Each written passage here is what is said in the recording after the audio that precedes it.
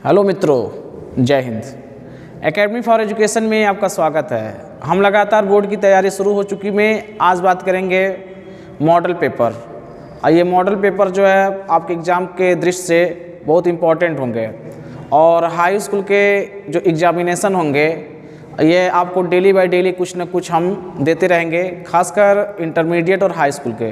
तो चलिए हम बात कर लेते हैं जी सॉल्व मॉडल पेपर जो है। तो एक 1 बाय 1 क्वेश्चन की बात करते हैं। देखिए पहला क्वेश्चन क्या है, किसी अवतल दर्पण की फोकस दूरी कितना है 15 सेंटीमीटर, उसकी वक्रता त्रिज्या ज्ञात करना है। तो हम दिया है सबसे पहले अवतल दर्पण की फोकस दूरी F बराबर कितना दिया है 15 सेंटीमीटर, R बराबर R वक्रता त्रिज्या पूछ रहा R का मान। तो हम जानते हैं F बराबर क्या होता है R/2। F का मान लिखेंगे 15, R/2 है तो इसमें 2 का गुणा कर देंगे, कितना आएगा 15 दूना 30, R बराबर कितना आ जाएगा 30 आ जाएगा। इसी प्रकार दूसरा क्वेश्चन, मानव नेत्र में रेटिना बनने वाला प्रतिबिंब उल्टा होता है परंतु सीधा दिखाई देता है। उल्टा होता है परंतु क्या होता है, सीधा दिखाई देता है। तीसरा प्रश्न संख्या 3 क्या है, संलग्न परिपथ में धारा का मान ज्ञात करना है। तो देखिए एक परिपथ दे दिया है और इसका क्या करना है हमको, धारा का मान ज्ञात मतलब I का मान ज्ञात करना है। तो सबसे पहले देख लेंगे ये जो ऊपर का जो परिपथ का जो ये क्षेत्र है, R1 बराबर कितना दिया 2 ओम दिया है और R2 बराबर कितना दे दिया 2 ओम। तो ये किस में है, समांतर क्रम में। तो समांतर क्रम से किस में आ जाएंगे, श्रेणी क्रम में आ जाएंगे। तो समांतर क्रम का नियम क्या होता है, 1/r = 1/r1 + 1/r2। इसमें रखेंगे R1 2 है, R2 कितना 2 है, तो 2/2 हो जाएगा। R का मान निकालेंगे, 2 2 कट जाएगा, 1 ओम हो जाएगा। हमसे क्या पूछा था, धारा का मान। तो धारा का मान कैसे निकालते हैं, ओम के नियम से। भी का मान यहाँ दिया हुआ था, देख लिए भी का मान कितना दिया है 2 वोल्ट दिया है। ओम के नियम से V बराबर I × R। अब देखिए आप भी का मान 2 वोल्ट रख देते हैं, I का मान वहाँ I का मान निकालना, R नीचे आएगा तो R बराबर कितना 1 ओम है। तो यहाँ पर सॉल्व करेंगे तो 2 एम्पियर मतलब I का मान कितना आएगा 2 एम्पियर आ जाएगा। अगला प्रश्न क्या था, अवतल दर्पण के लिए U, V और F में संबंध बताना था। तो हम जानते हैं कि U, V, F में क्या है संबंध, क्या होता है 1/F = 1/U + 1/V।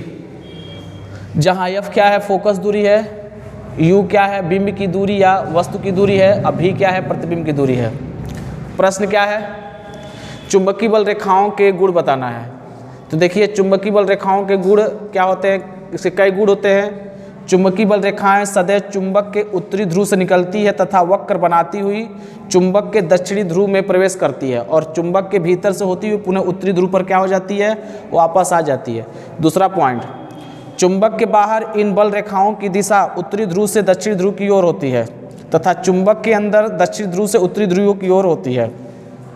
तीसरा पॉइंट क्या है, चुंबकीय बल रेखाएं एक दूसरे को कभी नहीं काटती है क्योंकि यह बिंदु पर चुंबकीय क्षेत्र की 2 दिशाएं संभव नहीं होती है। एक बिंदु पर चुंबकीय क्षेत्र की 2 दिशाएं क्या होती है, कभी संभव नहीं होती है।